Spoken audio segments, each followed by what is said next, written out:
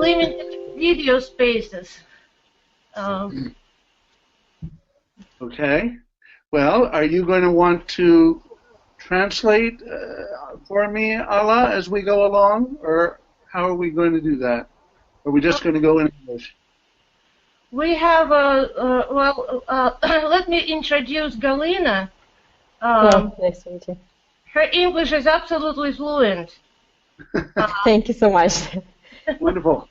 Maybe we'll take just a couple of minutes and let Galina introduce herself, because she's such an impressive. That's good. That's a little bit, that's an exaggeration really, but I just, thank you for this opportunity to just let you know that I have been reading your book. First of all, I started reading that and I'm so impressed. I just feel so lucky that it just cannot be a coincidence that I got signed up for this program, and because my PhD program was somehow related to this topic, and that was basically on utopias, but in the silver age of Russian literature.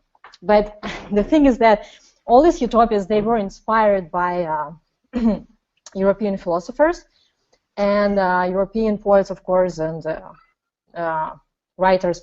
But the thing is that their general strive was to become better people.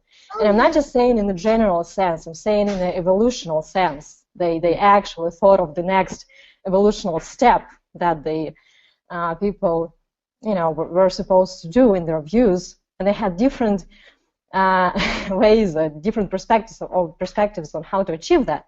And one very, I would say, strong influence was the idea that love and eros actually was the main power. It was the main energy behind this development. It was so to say, like the driving force for the personal transformation, for the spiritual transformation.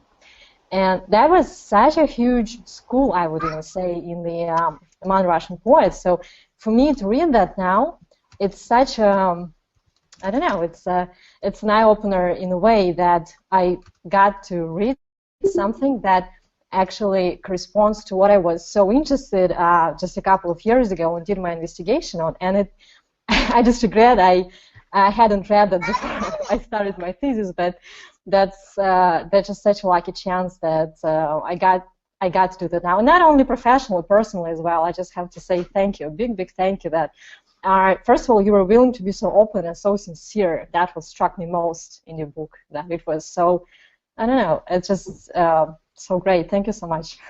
Scary, yeah. Scary to do. Yes, we were scared the whole way through writing the book.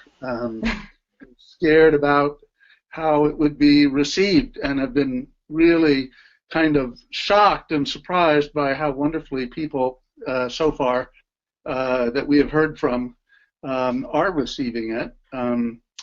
But you're right. I mean, of course, the hardest things were to write about. Well, were the most embarrassing things, or the moments when it was clear that, let's say, I was divided in myself, or that the way I was presenting myself to someone else.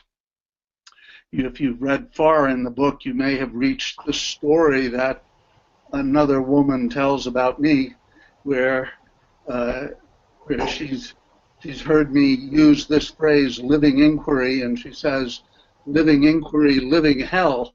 So, right. So I wanted, I was, in a way, it was very difficult to include that story in the book, but on the other hand, it was really important to make it clear that, well, first of all, not everybody does it my way, and second of all, I may not really be doing living inquiry. I'm doing something else that, like Hillary says about her long relationship with a Frenchman, that maybe it's a near relative of love, but actually an enemy of love. So we've been learning a lot by sort of facing up to some of the most difficult experiences we've had, and I'm glad that, really glad that it seems to be of use to other people. So anyway, this was supposed to be your introduction. Thank you. That was wonderful. Glad to hear about your work. I just don't want to take so much time. Mm-hmm. I don't know how. I don't know too much about the Russian traditions of literature and love, but I remember as an undergraduate reading, I think his name is pronounced Berdayev, who was a 19th century philosopher who was very engaged with the idea of love. But anyway. He's in my thesis too. And actually, Gurdjieff, another person that you mentioned in your book, Gurdjieff, he was such a huge influence on certain poets of the Silver Age. I'm not sure if you heard of Alexander Blok or Bialy Blok. Well, they're not that famous outside Russia, but the thing is that actually this person had a great influence. And Gurdjieff, that's a huge figure. That's impressive that you know him. Not many people outside Russia do. And well, I don't know. Do we want? I found the questions that you asked me, Anna, to be really interesting ones. So I could certainly try to answer some of your questions, but I don't know if that's the way we want to start. Or have other people read parts of the book already, or not? I just wanted to introduce another special lady, if I see her. Julia, are you there? Yes. Yes. Oh. Is there any way for us to see Julia? We have technical support too. Well, it doesn't have to be right now, but would you please, Alex, or whoever, to me at some point? I'd like to just introduce women with credentials. This work is so useful for females who are looking to come to the United States and integrate themselves, as I said. But actually, I would say people haven't yet, there was no opportunity to read the book yet, I would assume. But certainly, oh, here she is. Hi. If we can take a moment and introduce another extraordinary lady, would you tell us about yourself? Just a couple of minutes. Yes. At first, I would like to thank everybody for all things that they're doing for me, especially Ella.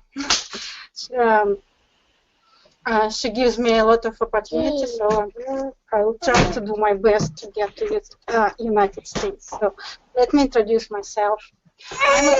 I'm a professional horseback rider. I started riding in 1992, so I'm very experienced in many ways, including show jumping, dressage, natural horsemanship races, 3-day eventing, starting, breaking, equine first aid, handling young stock breeding, showing, besting, horse difficult to ride, and pasofina, so and many different skills in equestrian field. I'm a winner in many national and international competitions like show jumping, natural horsemanship, dressage, and international equine shows. I created my own language of communication with horses. By my burning ambition are to achieve success in show jumping and open equestrian rehabilitation center for people and horses who want to achieve harmony and understanding in relationships. And Julie is a single mother too, so please excuse. There is a little girl listening to us. But that's amazing. Julie is an animal lover, and what she does is absolutely extraordinary. So we just wanted to take a couple of minutes. These ladies were waiting for this meeting to meet you and tell about themselves. It means a lot. So thank you very much for. I'm sure we will have many more meetings just between ourselves to discuss this book, because it's such a new venue. It's totally unexpected. totally unexpected of you or anybody else to open the door to such a sensitive and intimate subject, although it's extremely important. We all experience it, but we hardly talk about it. So it's hard to even talk to ourselves well about our own experience of this, of Eros. We don't have very good languages to talk about it. And it's so close to us, it's so overwhelming that it's very difficult to get a perspective on our own experience, as Hillary and I have really learned by writing the book. I think we both thought at the beginning of writing the book that we already knew how we felt about this topic, but we discovered in writing the book that we had an enormous amount to learn, and that we were still quite blind in the realm of love, and that it is difficult, and maybe the most difficult thing, to develop seeing love, or rising love that sees, rather than falling in love and being moved around by this great force. Well,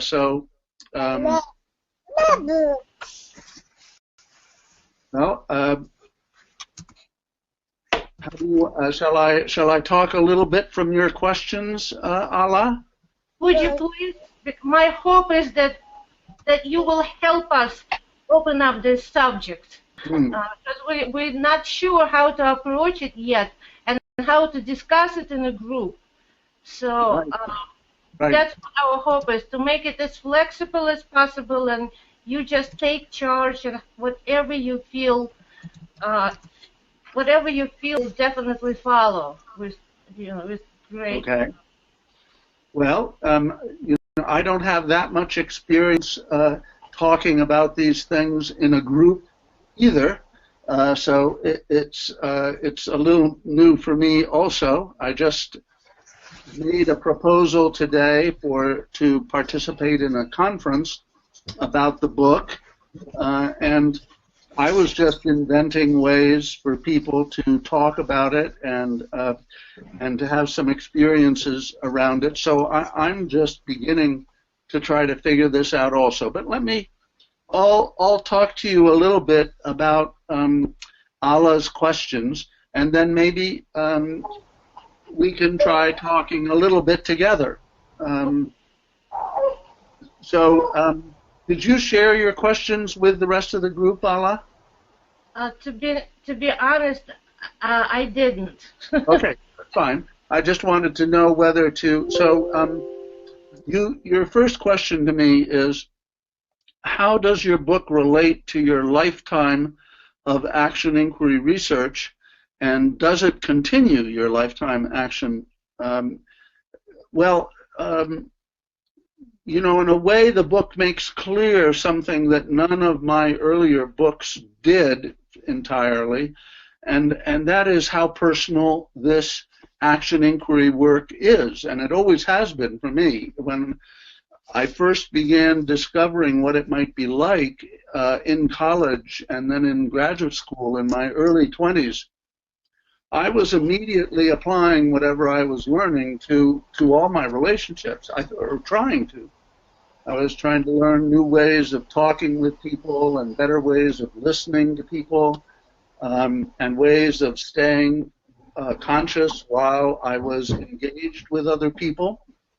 And certainly it very much applied to my love life, as well as my but it's, of course, somewhat easier to talk about power and work issues, even though that's difficult for people also, than it is to talk about power and love issues.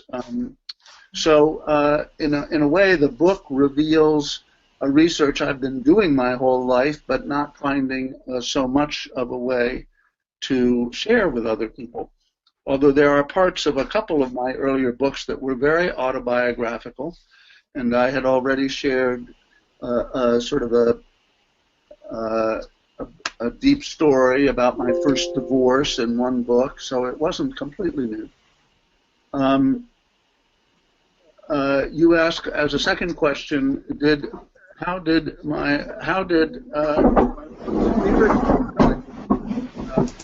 impact this book? And as Galina mentioned, I was involved in what's called the Gurdjieff work, which went on after the death of Gurdjieff. He died in 1949.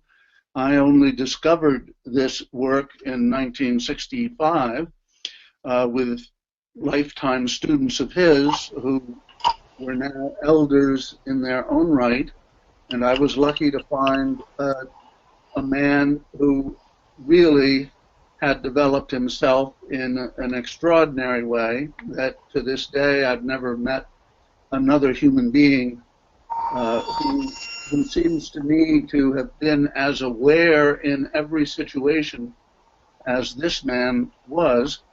You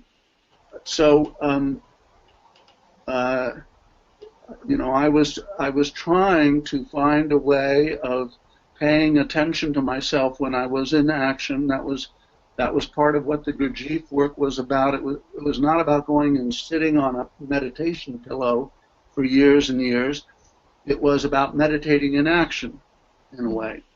And so I was trying this with in my friendships, in my love relationships, in my work relationships. So it was very central. You asked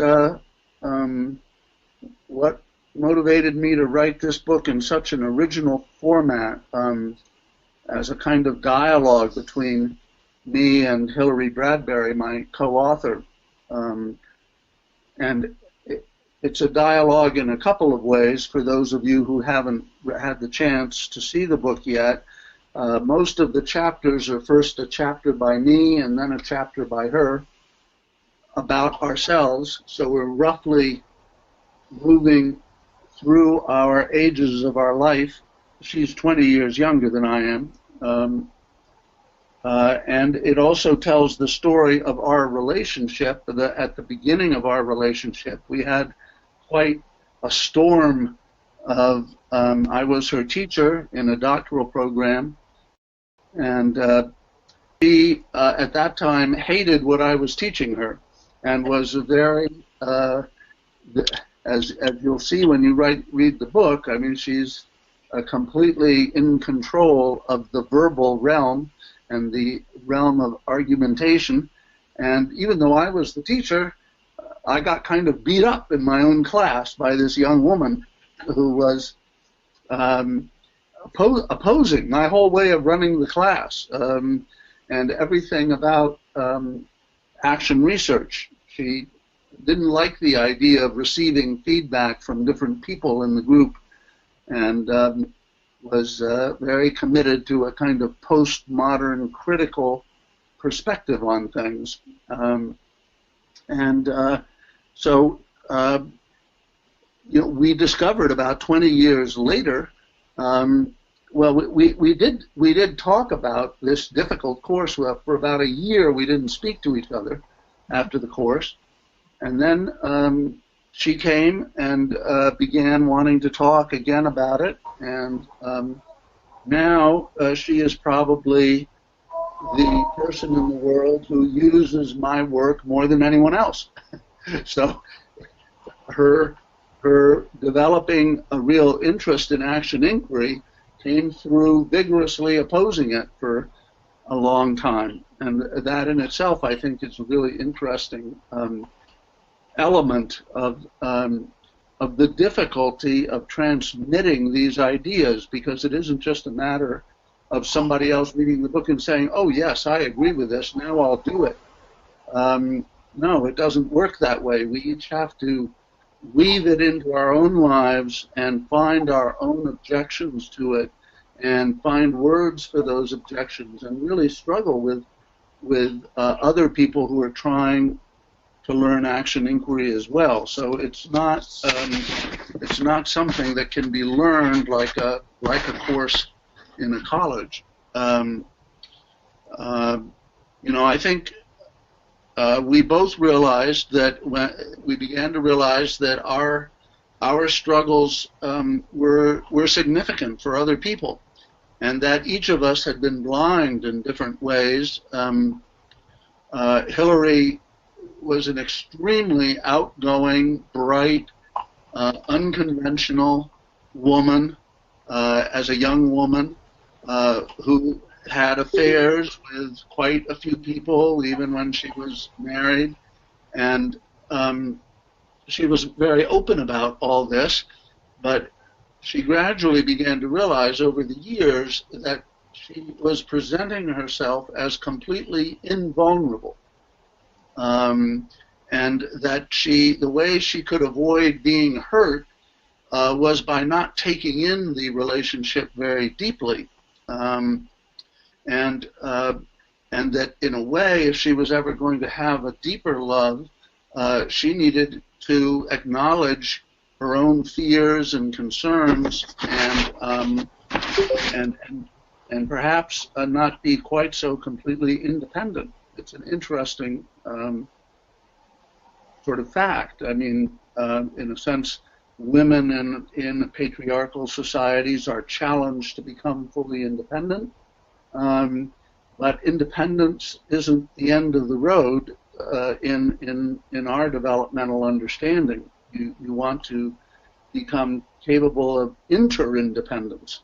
You don't want to lose your independence in a relationship, but you want to be able to trust and feel deeply with the other person, and to mutually respect one another's independence and vulnerability. So that started us writing, and even our writing was very, very controversial at first. We shared it with a bunch of our friends, and they hated it. They hated what we had written. We really got scared, but we reworked the entire book based on their feedback, and when we showed it to them a year later, they really felt differently about it.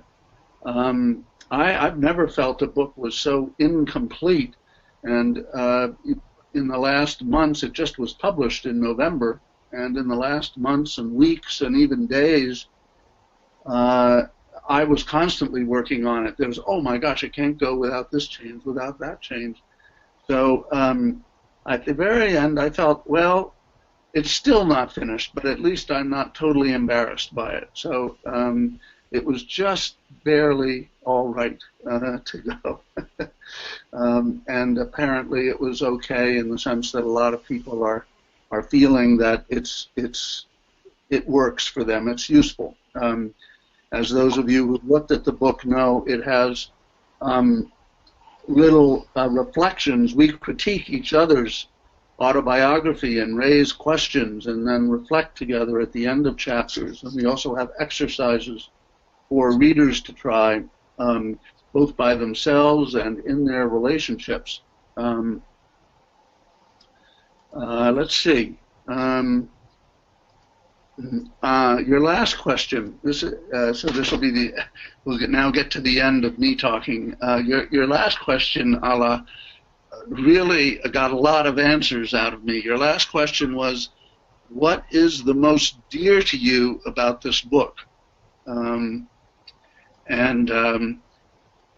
of course, the book right now is my dearest book. I mean, you always love your newest born child the best, and I've loved each of my 3 boys the best. That's different times and different books I've loved the best, but now I love this book the best. Partly because one reason, I'm now happy about it because I think it does model how to be vulnerable in relationships publicly. So I think that's a key thing. I mean, we may have talked about it before in these conversations, but the notion that vulnerability itself can be powerful. that vulnerability isn't the opposite of power. There is a power of vulnerability. To be joined by a kind of alertness. Just being vulnerable can result in people stepping on you, but if you're vulnerable and alert about how the other person is treating your vulnerability and confronting if the other person is trying to dominate you when you're vulnerable, rather than themselves becoming more vulnerable and sharing and creating a joint vulnerability. So that's one of the things I like about the book, is that it is the most vulnerable of my books. The second thing that, one of the things I learned most by writing the book was that I've had, many, it's sort of easy to talk about when you get to be 72 years old, because you're sort of beyond all of the action in the erotic domain. But so finally I can see it all clearly. Now the question is whether the book will help anybody to see it clearly in the middle of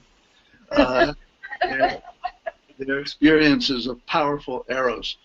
Not that I don't feel any tickles of eros, but it doesn't come through in the same way as before. But what I learned is that, I've never been able to believe in monogamy per se myself.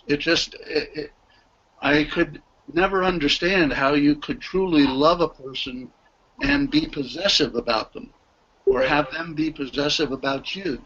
But I have understood other kinds of commitments one can make between two people. One could commit in a couple, say a man and a woman, or two gay people who love each other. One can commit to sharing a home, and that one is I want to share a home with you and not with anybody else, or that I want to commit to joint caretaking of our children. That makes I've always been very engaged with my children, and the fact that I got divorced from their mother didn't change my commitment and engagement with the boys. And in our case, we've never had any arguments about how to deal with the boys. So and now that we're divorced, we don't have any arguments at all, which is not always the case. So in a way, I say that all of my work at loving properly led me to the perfect divorce with the mother of my children. Not the perfect marriage, but the perfect divorce. What I learned in writing the book was that you can accept limits and commitments, and different people will have different commitments that they want to make, or different limitations they will put on a given relationship. And at the end of the book, there's a description, both in my words and in my friend's words, of a relationship I have with a woman. We both have a primary partner and a primary family. We both see each other very, very rarely in our lives, but we have a live and erotic relationship by email, by Skype, and then on the very few occasions when we get to see each other. So, and at first I thought, well, this is too bad. We love each other so much. Why can't we see each other more? We must spend more time together. But I've gradually realized, no, that it's a part of the loving of her to accept the limits on the relationship in the material world, while still feeling very full and complete love every day for this person. So that's one of the things I learned most from the book. And let's see if there was anything else I was going to say. Nope, I've sort of covered what I had sort of noted down in response to your questions, Ala. So maybe I mean, maybe I've said something there that, excuse me, I'm going to take my coat off. I've gotten all heated up by talking about this.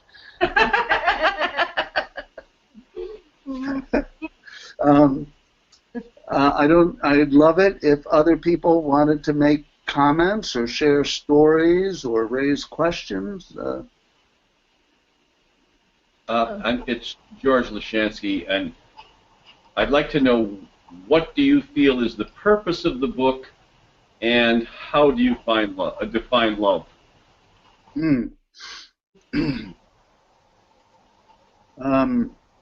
I think the purpose of the book is to, in a way, these are the words that jump to my mind right now. The purpose of the book is to confront the relatively narrow cultural patterns that we believe are appropriate in erotic or love relationships, and to suggest that that there's a much wider potential play for eros, not necessarily becoming sexualized. In fact, there's one wonderful conversation in the book between two other people where the woman is telling the man that she's really very attracted to him and that this is part of why she wants to work with him. And he keeps saying, well, does this mean you want to jump into bed with me? And she says, no, absolutely not. But I think being able to talk about the attraction and to be able to use the attraction in our work together is a positive possibility, and I want to explore that. The guy never seems to get the idea in the course of the conversation, but but that's one example of trying to broaden, to make the topic of erotic attraction discussable, because in some ways it's not being discussable outside of a very, very few or only one relationship. Probably has a lot of negative effects on our relationships, actually. We could probably have a larger circle of intimate friends than we typically do. And in my own life, an intimate circle of friends who deeply challenge one another is one of the key elements of what I consider to be the good life. So I don't know, that's not a full answer. Now, you said the purpose, and then you had a second part to your question, George. The definition of love. Oh, yes, that. Oh, just that. Well, we talk about in the introduction, we introduce the four Greek notions of love, eros, philia, agape, and then storge, family love, which was actually, I'd never heard of storge before I started writing the book, and it's been very interesting for me to get in touch with my own feelings of family love more directly. But I think I've always mixed together eros, philia, and agape, and in my sense of love, we end up giving 7 different elements or aspects of a full loving relationship. That it in fact includes a sense of a project together. Now that doesn't mean necessarily a work project, but it can, like a project of writing, like Hillary's and my relationship was a rather passive love relationship for a number of years, but in writing the book, this was an erotically arousing project, and with no sexual qualities, directly sexual qualities between us at all. So that's the beginning of answering your question. Good. Let That's me fine. just That's good. let me just quickly say that George is our actor. So please, who haven't. But my interest in this is not necessarily legal. I am. These are sort of the topics that I've wrestled with all of my life because my last recollection, I think that monogamy was imposed upon the human race because the strongest and more resourceful and better providers would have had all of the women. And so in order to spread the wealth around, monogamy was forced upon the human race so that the inferior males would not be left out. Well, I didn't quite have it that succinct a definition of why that has happened. I frankly don't know whether that's really historically true or not. It's either Elaine Pagel's, and I wish I could. I think hers was The Poison Embrace. I think her book was The Poison Embrace. I'm not sure. And then one woman who wrote, and I'm drawing a blank on her. Her first name is Uta, U-T-A, but I can't bring up the name of the book. But it was discussed in that context. One of those two women.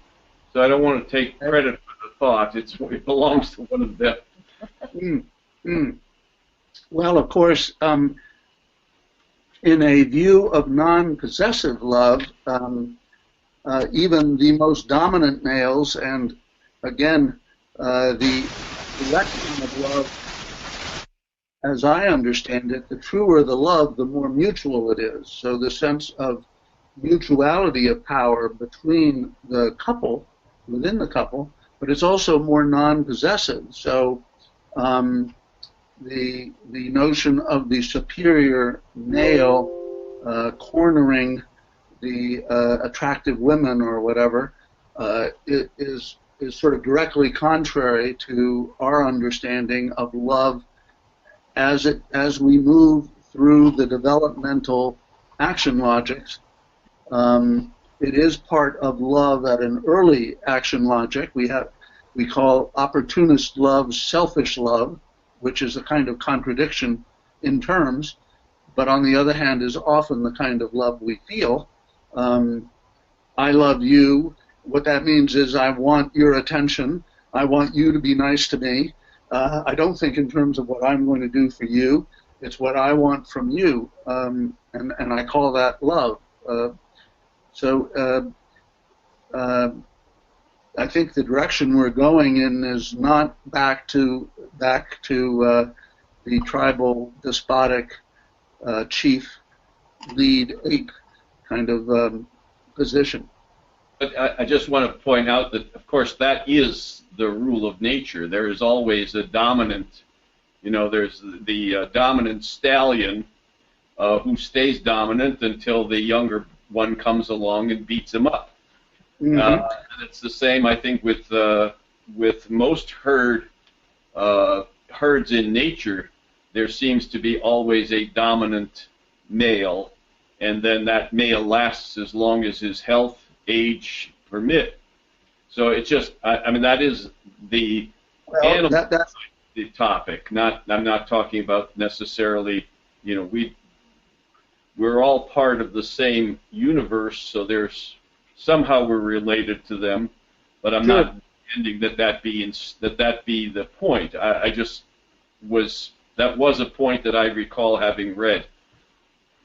Right. I mean, there's this, newer work in which there are certain species that are called super social, like ants and termites, and says E.O. Wilson, who does this work, human beings, and so that we are actually more cooperative than competitive, even though our last 200 years of philosophy and history and biology has led to a view of human beings as being primarily competitive, that may in fact not be true, but part of a historical epic of how we interpret who we are.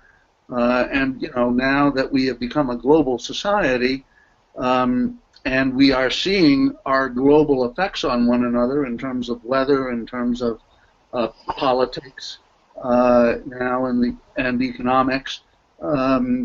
We're recognizing that kind of interdependence. We can't be purely independent.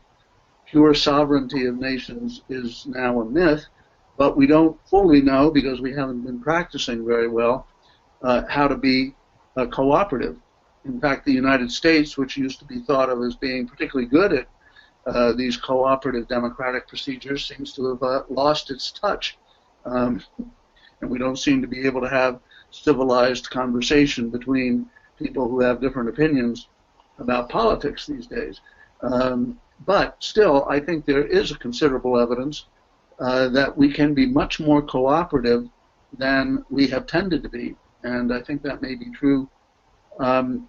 We've explored it more and more in the work sphere, and there are whole sets of organizations who are unusually cooperative internally and seem to do unusually well.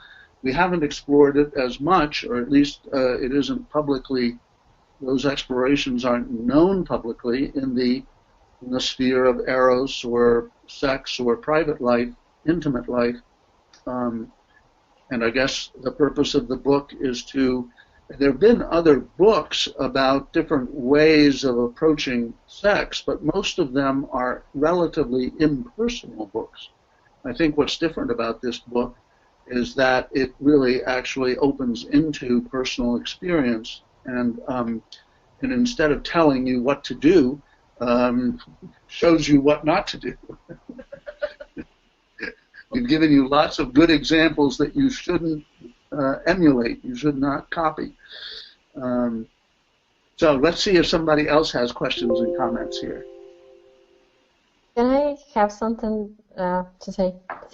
I wanted to ask you a little bit more about the language of this book, because I found this particular way of describing this topic, of approaching this topic, was, to me, it seems honestly revolutionary, because of course revolutionary, you said. Yes, absolutely, because of course we do have, I don't know, like Plato's Dialogues, or as one of the earliest, and lots of other books, but in the postmodern era it says that when we write, we comment on other people's books, but what you did is you include comments of something that was said in this very book. So it's like the next step of this commenting. And this is truly innovative. It seems so fresh to me and so appropriate for this particular topic. I just wanted to ask, how did you get to this way of writing, and why did you choose this particular way of approaching this? Well, it's all because Hillary is such a smart-ass that she just had to comment on the things I wrote, and then I get back my chapter with these long paragraphs in between, a few of which have been included in the final book. I found the comments pretty fascinating, and early on I said, well, we should keep the comments right there in the middle of the chapter. Sometimes it seemed like there was too many interruptions, so we put some of them at the end of chapters. And then very, very slowly, I started to develop a point of view on what she was sharing. It took me a lot longer. She seems to be faster between her gut and her heart and her mouth. She gets it out faster than I do. And gradually I began to be able to make some critical or observational comments of what she was saying as well. So, and you know, part of the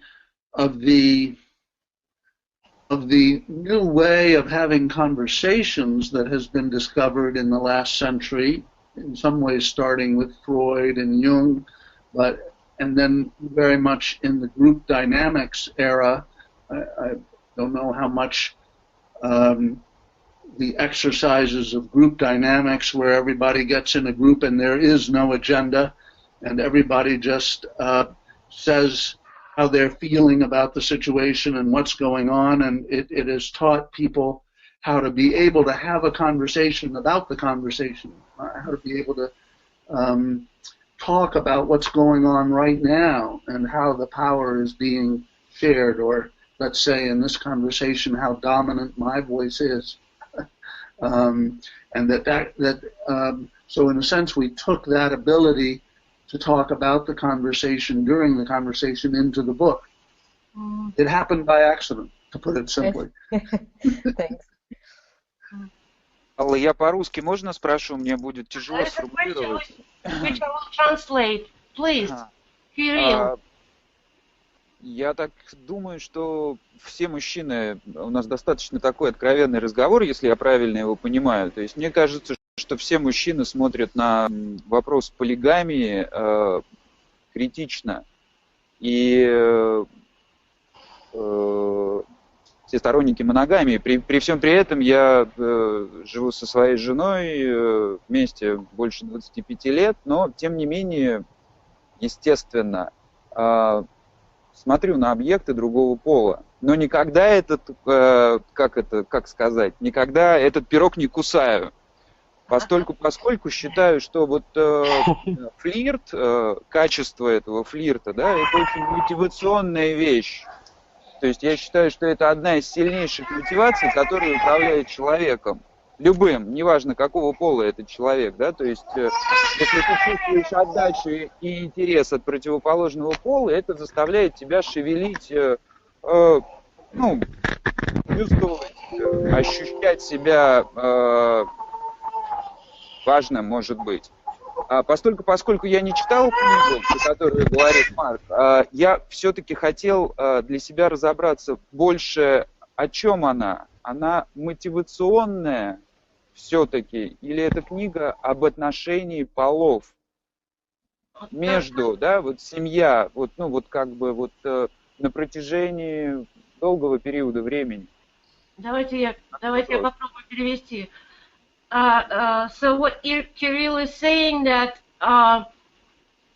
he is, let me see, Kirill has been married successfully for 25 years, and the relationship is wonderful. However, Kirill is looking at other women just in an appreciative way, right?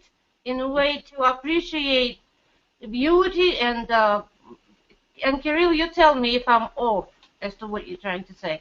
So, and Kirill feels that being able to look at prospects and look at other women in an appreciative way is very motivational. It's energizing, it motivates, it just helps you to move forward in life. So it could be beautiful. Let me say.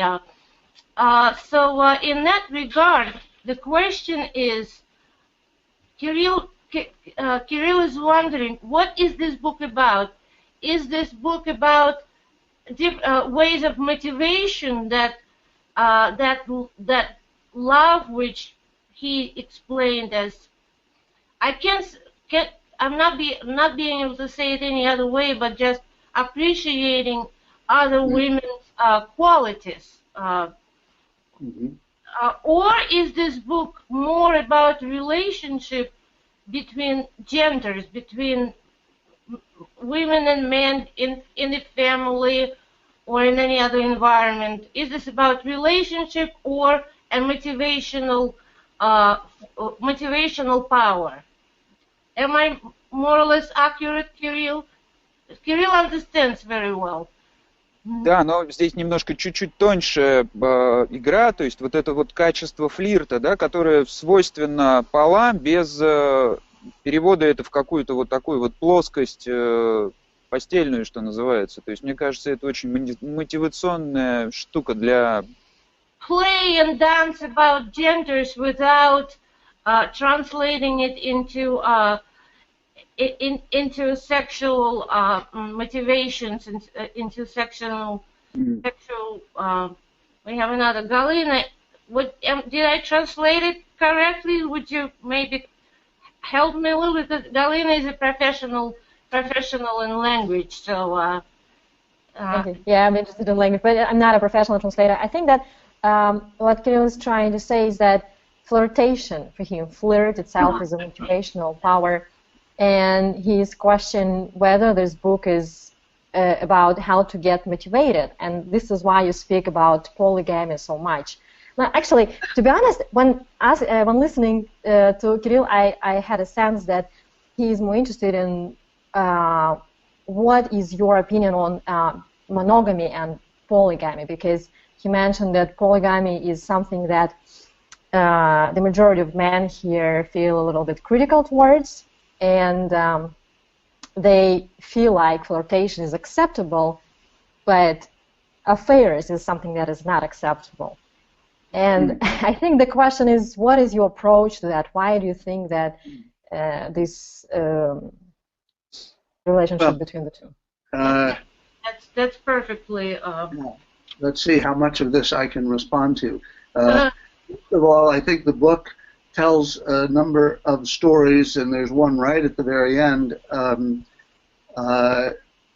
that even flirtation is itself a subject of great possible misunderstanding between the genders, or you know, for some people flirtation is quite innocent, and they're quite clear that there's a boundary, that it's something light and just for the moment, that increases and enhances the energy of the moment and is not going to lead anywhere else. But the person with whom you are being flirtatious may not feel that way. For them, it may seem to be an invitation to something deeper, or a threat, of that you're going to use power with them. I never experienced a more flirtatious and beautiful young woman than Hillary when I was a professor and she was a student. But she is very clear that she was never flirting with me with any idea of going any further, or with any idea of. This was astonishing to me when I eventually heard. Now, the deeper questions here, polygamy and monogamy. One of the things we're saying is that the kind of love we're talking about really is possible if one is monogamous. It's possible if one is polygamous. It's possible even if one is celibate. That those three choices do not reach the depth of love that we're talking about. To love in the way we're talking about does not require choosing one or the other of those approaches. And in fact, within the 30 or so person fellowship that I'm a part of, there are a number of couples between men and women, and some of that are intensely intimate and close, and some of them are celibate. A number of them are fiercely monogamous, and some of them are polygamous, or at least, polygamous, in the sense that that each member is part of other intimate sexual relationships as well. So, I think what we're really trying to show, though, in the book is that to reach a point where one is able to manage erotic energy with another person or with other people is something that requires an ongoing lifetime of study. It's not something easy in any sense of the word, and it's something that requires continuing inquiry into the relationships themselves and how they're shifting. And that, you know, is often one of the hardest things in the world for any of us to do, even to tell ourselves the words of how we're feeling at the moment is often very difficult. I just had an email 2 hours ago from a young woman who was presenting in public in a situation, and somebody confronted her at the end about whether she was really practicing action inquiry, and she lost her composure and began to weep and felt that she had been a failure. But 10 minutes afterwards, she could think of all the words for what she had been doing that was action inquiry. You know, but many of us have this problem. We always think an hour later or 5 minutes later or a day later, oh, if only I had said that, the whole conversation would have gone better. So it's extremely challenging to be able to talk about what is actually going on. And is this just a light flirtation for both of you? Or is one person feeling like it's a light flirtation and the other person is deeply bothered about it? We had an incident in the fellowship where one of the guys touched this was in a 3-day meeting, very intimate, lots of close friendships, lots of touching, lots of hugging among people. But one guy sort of gave 3 times during the course of the 3 days, he gave this other woman a little tap on the rear end and said something very light and went on his way. He clearly thought of it as a kind of a light, flirtatious move. When he did the 3rd one of them, it was at the very end of the workshop, and he was actually leaving, and he walked out the door and left. And the woman felt very upset by that point. She hadn't been quite sure how to interpret the first 2 taps, but by the time it got to the 3rd one, she was really feeling kind of violated, and as though this was not in the spirit of the whole meeting. Who was right? You know, well, it's not a question of who was right. It's just a question that these things are filled with energy. The whole idea of eros is a kind of potent energy, and so and can our own awareness be strong enough in the present to embrace that energy rather than being twisted around by it and act in ways that one would rather not have acted. You know, I tell the story at the end of the book, very near the end of the book, of a group and a community and a company that I had been part of for 20 years, and where I had a very strong, intimate, but not sexual relationship with the wife, and we had a very open relationship. The wife and husband were the runners of the company. And then suddenly the woman, the wife, fell in love with another woman who came to work for the company. And it destroyed her marriage that had been just like a magic marriage up to that time. And I at first thought it wouldn't affect my relationship with either the husband or the wife. I wasn't jealous of this woman who now the wife loved, but it turned out that the other woman was jealous of me and didn't want the wife to continue a close relationship with me, even though it was not sexual. And so gradually I realized that that not only did the couple get destroyed, but the whole business got destroyed and my relationship to the business.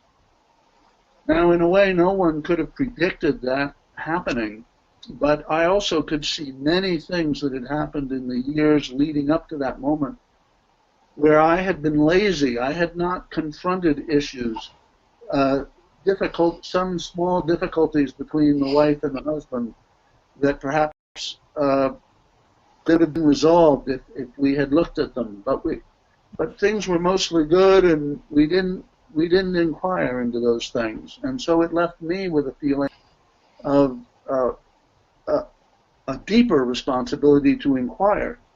Somebody else might have reached a different conclusion, but I don't think there's a way of guaranteeing that any particular approach will really work. Got a little lost there at the end. I hope that speaks a little bit to these questions. I could identify with everything you were saying. I could immediately bring it into my life, and I wouldn't even, my partnership in business and personal and how it was destroyed.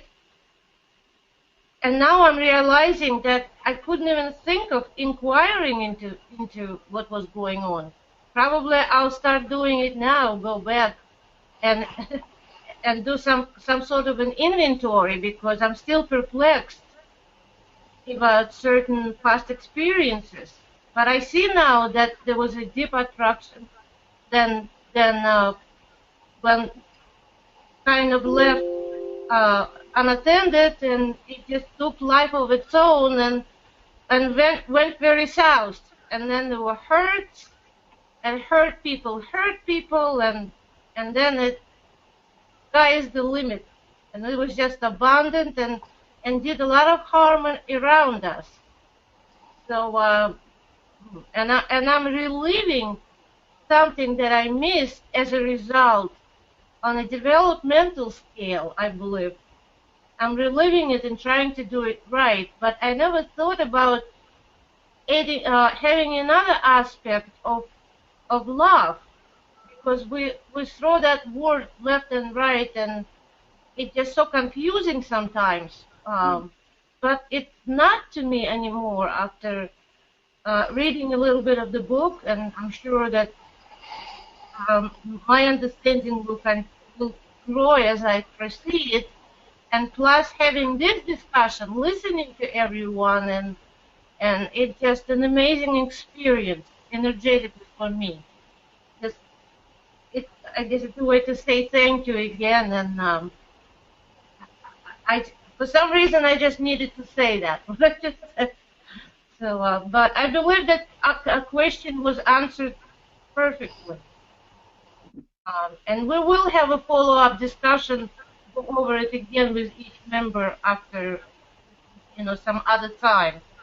Maybe we'll see if someone else has a question. We actually have already someone who wants to ask in Russian. They wrote us. Павел?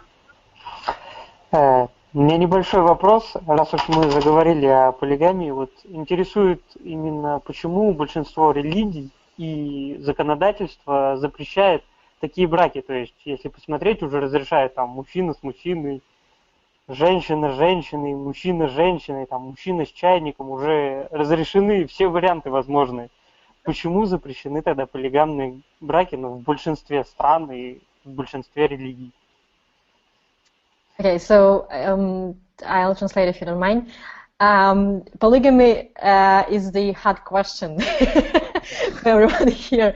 So the question is again about that, and what Pavel asks is, why is in almost any religion it is prohibited? Why almost all religion and law enforcement is against that? Even when we have gay marriage approved, polygamy is not something that is approved by society and religion. Well, I mean, to give a very general answer, all of the religion, well, certainly Christianity, Islam, and Judaism are monotheistic religions, and so and patriarchal monotheistic religions. So the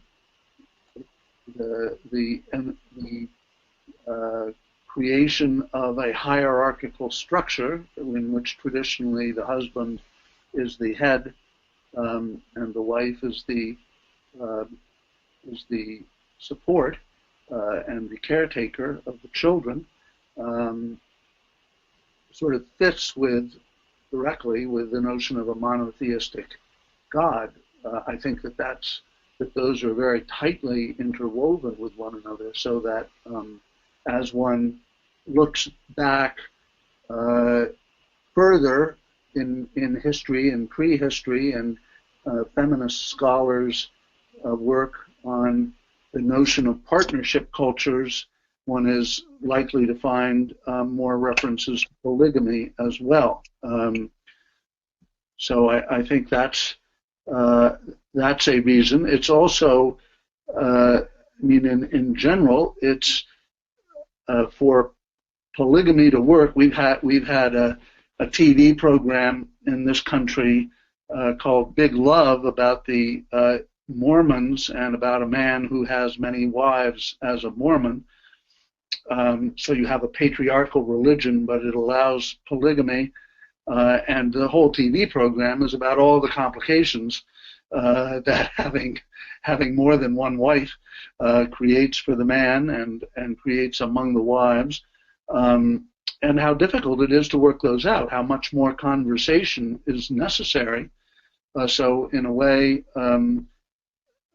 you have to have more tolerance for chaos in a polygamous relationship, and more tolerance for readjustment, repeated readjustments, and that's hard to do. So it's easy to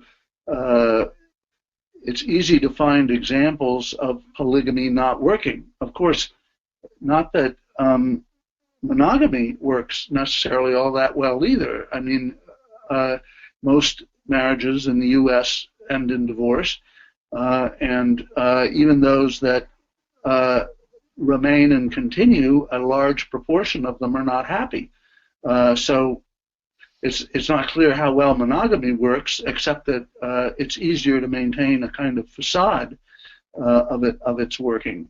I don't know if I can. I'm afraid I have not become a scholar of these issues. One of the things that is kind of scary about doing the book is we didn't become scholars of this area. We just shared our experience, and now I'm being asked questions.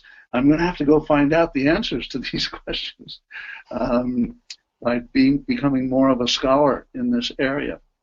So I'm sorry if that's not very complete. We have one more in line. You next.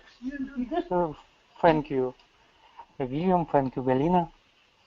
I'm sorry. We just can we continue, Christian? So you'd like to say something? As we have a line of people.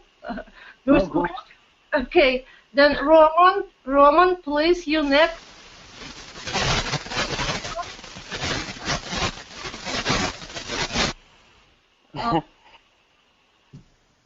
Even if we can't see you, you could probably just speak. Ну, может, я спрошу? All right, we have Oscar. Roman, then you will be next when you fix your cameras, or somebody will fix it. Oscar, please, go ahead.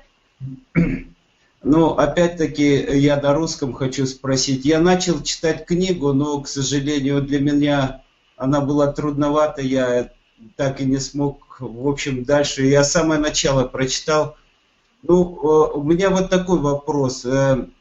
Понятно, что вот любовь, взаимоотношения – это настолько тонкие как бы категории, что не кажется ли, что вот в этом пространстве все-таки сильнее женская половина, они больше ориентируются, они как бы и выглядят как бы более привлекательно, и могут, ну, в общем, используют все, будем так говорить, и макияж, и поведение, и все такое. Мужчины, конечно, здесь я несколько тусклее, будем так говорить, это. Вот не кажется ли, что вот в этих отношениях женщина, она сильнее, в общем, именно вот во взаимоотношениях между полами? Вот у меня такой вопрос. Понятный вопрос. Давайте переведем. Okay, so the question that Asghar is asking is that I'd like to mention that he also started reading the book, and he says that since it's such a subtle matter, love is such a subtle, ambiguous matter, isn't it the domain of women? That's his question, because women, in his view, seem to be more powerful, more confident in that, and they can use I don't know, makeup, a behavior, and many other things to control it, to empower it, if I understand the question correctly. And in his view, in this field, women have more, let's say, not power, but they feel more confident, they feel more fluent, if I can say, in love than men. That's the question. Do you think it's true or not? Well, thank you. It's amusing in a way, because as he will discover, as you will discover reading the book further, there's a great deal of criticism of me for not realizing how powerful I am in the book as a man, and a white man, and a man who is a professor, and now I actually thought all those years that I was aware of the fact that I had this power and this privilege, and that I was very careful not to impose myself on people. But a lot of the very bright and capable women that I talk with nowadays seem to argue in a feminist way about how men use their great power over women, and certainly one does see that in an infinite number of ways worldwide. I mean, rape and so forth. The funny thing about it is that I always felt sort of subordinate to women for the same reason you're saying. It was so clear to me that they were attractive and that I was attracted by them, and I didn't think of myself. I've always thought of myself as being very neutral in terms of whether I'm attractive or not. I don't think either way particularly. So I felt as though they were exerting greater power than I was, just as you're suggesting, and often the women seemed more confident. But and they also seem better at using words about power. So I often feel a little beaten up in arguments with women if discussing these matters. And at the end of the book, you'll see that I try to outline this extremely complex relationship between men's traditional power and the question of what it means, how it could become that men and women could have, in a sense, equal power, and how difficult that is, because it makes sense in a way that as women become more empowered, one of their early moves would be to critique the power structures that exist that privilege men. So as women become more powerful, they at first focus more on the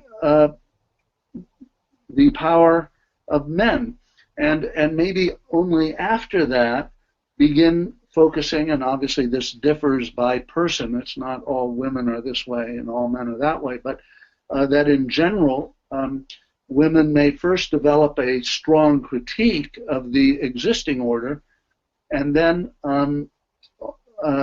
only gradually begin to really feel the confidence of their power. I've always been struck that women, more often than men, as I listen to people talking honestly, women, if they do have power of one kind or another, often feel as though what's the word? I'm losing it now. That they're putting on a pretense. What's oh, I've lost the word in English.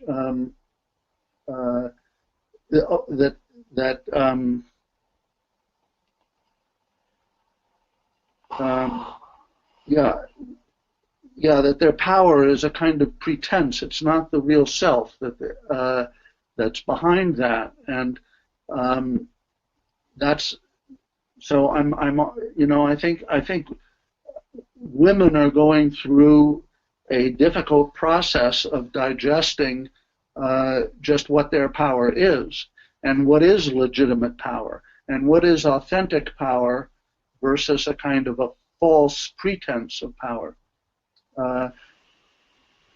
So it is extremely subtle. I like that word you used at the beginning. That's certainly one of the elements here.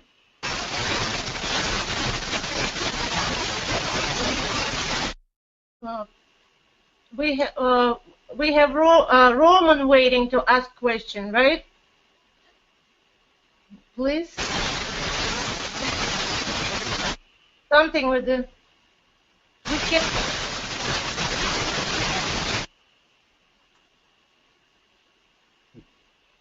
Hello?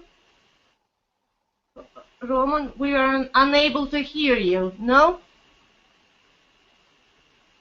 The screen showed that he had left, but his picture stayed on the screen. Yeah, that's... Actually, Roman typed the question to me in case he can ask it himself. So if you don't mind, I'll just read what he wanted to ask. So he asks, what is the connection between... Well, actually, is there a connection? His initial question was, but maybe also what is the actual connection between cooperation, trust, eros, and sexual relations? Say that one more time. Between what? Cooperation. Between? Cooperation. I don't understand that word. Cooperation. Cooperation. Cooperation. Trust. Okay. Eros. And sexual relationships. Okay.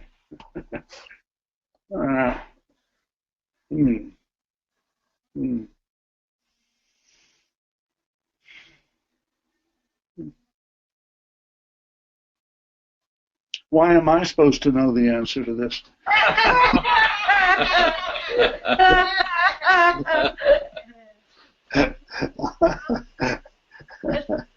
Well, I think that one of the ways that we earn one another's trust is by being fundamentally cooperative and inquiring about one another's erotic feelings, especially if they begin to become translated into sexual action with one another.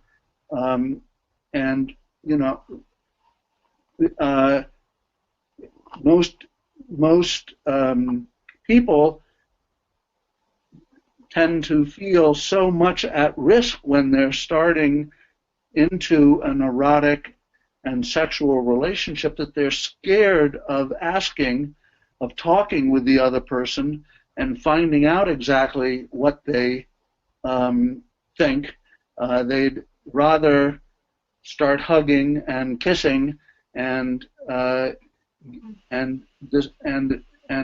if the other person is willing to be hugged and kissed, then translating that into oh, we are cooperating together and we trust one another, which of course is often not the case. The person may be reluctantly cooperating or feeling forced by some external form of power that the person who's taking the initiative has. So actually the way of asking the question is wonderful. I wish I could keep my answer for the future.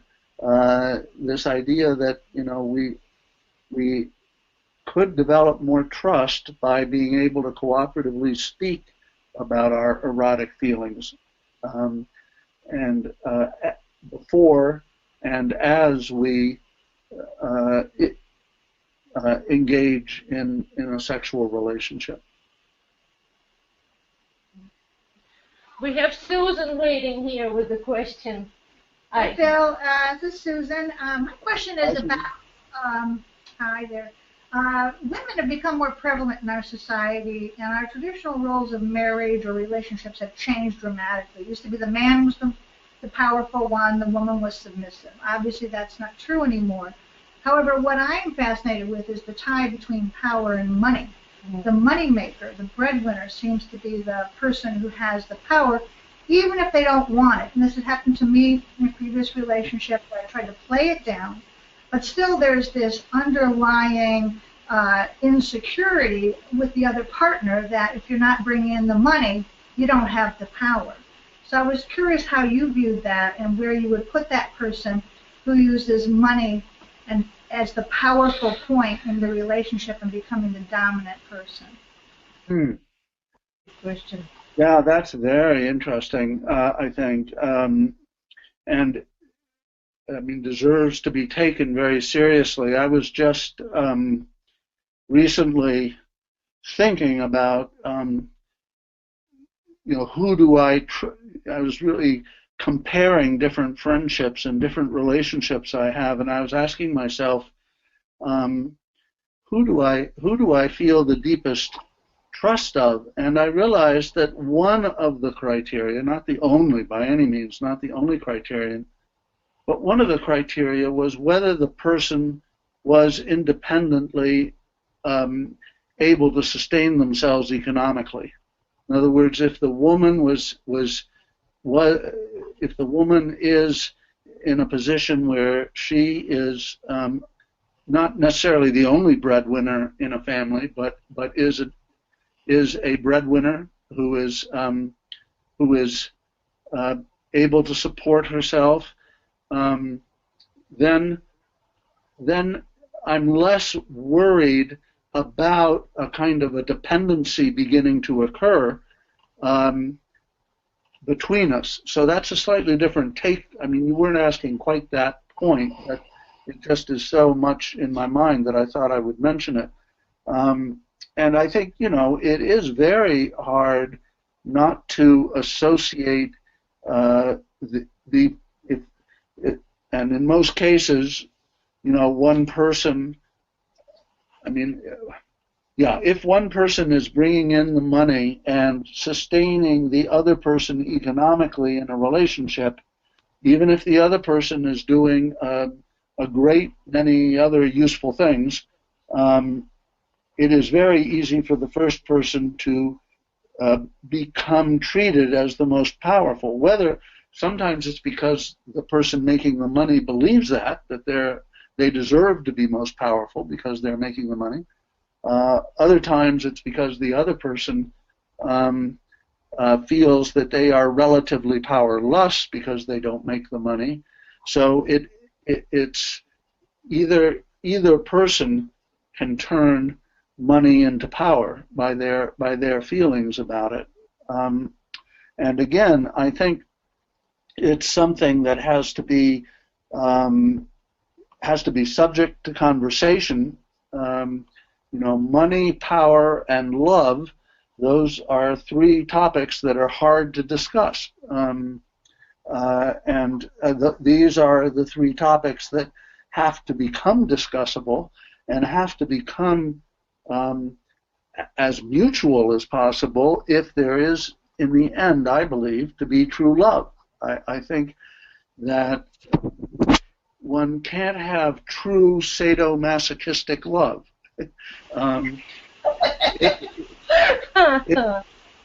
If the two people are mutual and they each agree to play sadomasochistic games where sometimes one is the sadist and the other is the masochist, one is the controller and the other is the one controlled, and it can go either way, that's still mutual. But to have one person be in the sadist role and the other in the masochist role, in terms of power, the result is not true love. it seems to me, because one of the elements, this comes back to the very first question of my definition of true love. One of the elements is that I have to care about the other person's development to truly love them. I cannot just love them and want to keep them exactly the way they are. I have to be willing to support them and challenge them in their own development. And obviously keeping rigid roles, like say, one being powerful and the other being powerless, is not helpful to further development and greater mutuality. Might be a pretty good place to end. How are we doing? Yeah, I think we've covered everything now. Wow, yes, and more. I would like to just mention one thing. Bill, at some point you recommended for me to read the book Money and the Meaning of Life. And that book, I read it. It had such an impact on my understanding, deeper understanding, interplay between money and the meaning. Well, meaning and love, it's all very related, and I think that this question could be complemented, the answer. Yes. I suggest yes. that. The author of that book, Money and the Meaning of Life, Jacob Needleman, is a wonderful, wonderful thinker and writer, and he has many books. I probably read at least a dozen of his books, and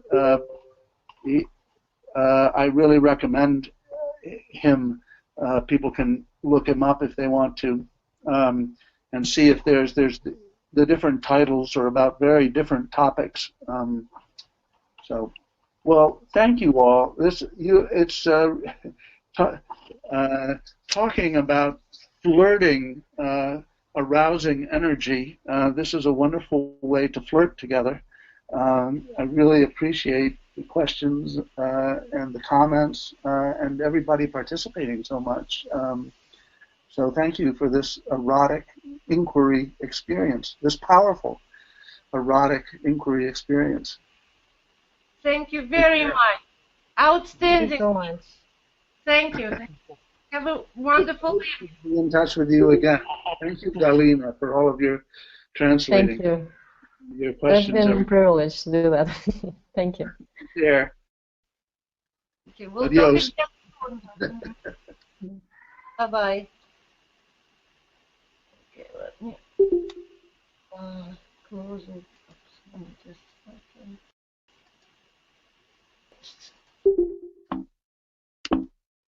О.